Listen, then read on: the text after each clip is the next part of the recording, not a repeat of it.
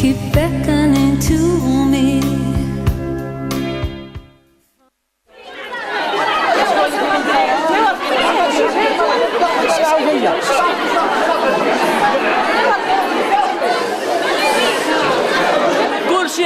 Line up, you'll all get in. You've all got a number. Form an orderly queue.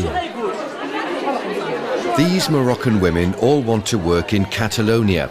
Thanks to an agreement signed between Morocco and Spain, 250 of them can work legally, picking and packing fruit. Many of them see this work as the only chance to work legally in a country where wages are 4 times higher than in Morocco. The farming union contracts them. Representatives from the union and the Moroccan authorities are both on hand. The workers have to promise to return to Morocco once their seasonal jobs end. Nabila, hello. Do you know any Spanish? You're going to work in Spain, then you must return to Morocco. Do you understand? Do you want to earn money to help your family? Fine.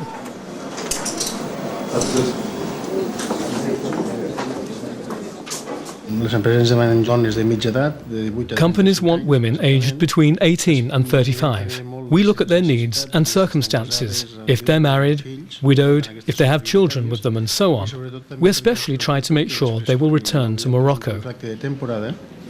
It's a contract for seasonal work, and they have to return home when it's finished. That's why family ties are so important for us. It makes it much more likely that they'll go back. People from rural areas also get preference.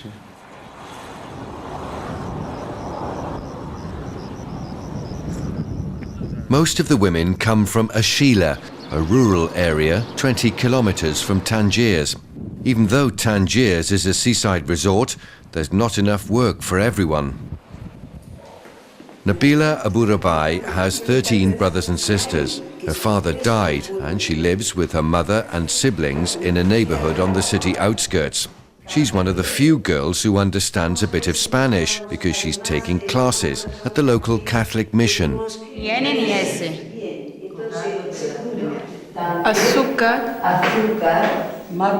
احنا كاملين شباب الداصلة أو سيرتو المغرب كامل باغين يعني مستعد. All of the young people in Ashila need help. We're willing to do anything and to travel to faraway places. Families are very large here, anything from 4 to a dozen children. It's impossible for them all to get the education they need in order to find a job. I want to make enough money to make it on my own, become independent and to live well. That's all I want. I also want the situation in Morocco to change. The villages here have no electricity, drinking water, schools or hospitals.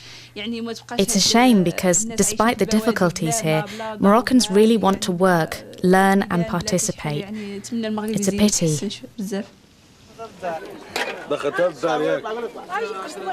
Aisha Kassu comes from the same village as Nabila, but her situation is quite different. She's 32, she's been married and separated 3 times and has 3 children to support.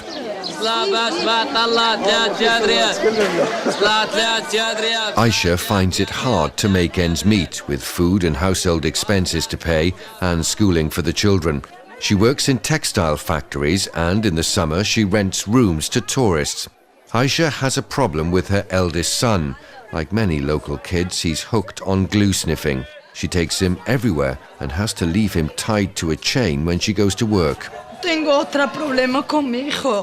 My son is a problem. He's hooked on drugs. We both suffer.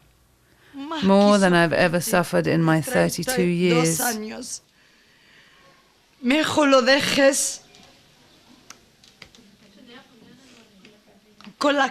Rather than suffer with him, it's better to leave him chained up at home on his own. He has everything he needs. I prepare his food and other things and leave him there on a chain. Once I get home, I make him a meal and clean and tidy the house. This is what I have to deal with every day. Aisha's neighbours will look after the children when she goes to pick fruit in Spain this summer. I'll go there to work, earn enough money to buy a shop here, and set myself up, God willing.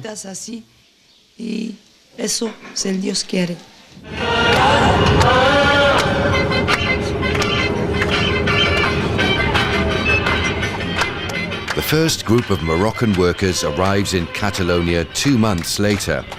After the ferry crossing, they spend 16 hours on a coach. Both Aisha and Nabila will work at a large fruit processing centre.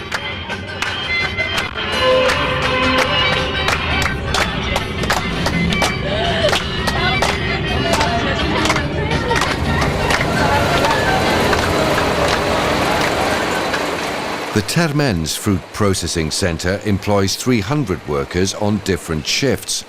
Some of them are local people, but the vast majority are immigrants.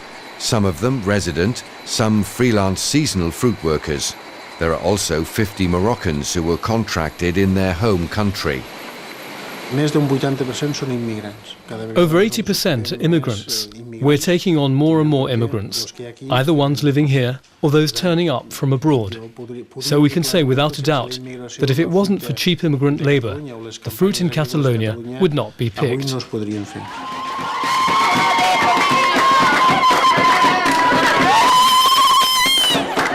After 4 seasonal contracts and keeping their promise to go back to Morocco when the work ends, these women will be entitled to full residence and work permits.